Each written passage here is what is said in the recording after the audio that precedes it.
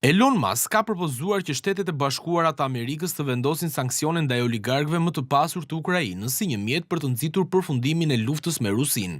Vendosin sanksione ndaj 10 oligarkëve më të pasur të Ukrainës, veçanërisht atyre që kanë pasuri në Monako, dhe kjo do ta ndalonte menjëherë luftën. Ky është çelësi për zgjidhjen e këtij problemi, shkroi në platformën X Musk. Deklarata e tij erdhi pas komenteve të senatorit republikan Mike Lee, i cili argumentoi se Shtetet e Bashkuara të Amerikës nuk duhet të ofrojnë më mbështetje financiare për Ukrainën, ndërkohë që protestuesit kishin shpalosur një flamur të madh Ukrainas përpara shtëpisë së bardhë. Në përgjigje të kritikave që e akuzojnë për mbështetjen e Rusisë, Musk solli në vëmendje vendosjen e Starlink në shërbim të ushtrisë ukrainase.